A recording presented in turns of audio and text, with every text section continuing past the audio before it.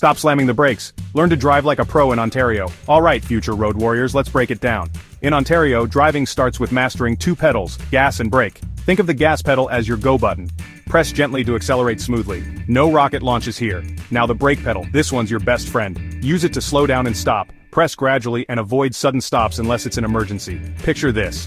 You're cruising down a scenic Ontario highway. You see a red light ahead. Ease off the gas and gently press the brake. Smooth and steady wins the race. For city driving, it's all about timing. Watch for pedestrians, cyclists, and those unpredictable stop signs. Keep your foot ready to switch between pedals like a ninja. Remember, with practice comes confidence. Start slow, stay calm, and soon you'll be driving Ontario like a local. Hit that like button if you found this helpful. And subscribe for more driving tips. Safe travels, folks.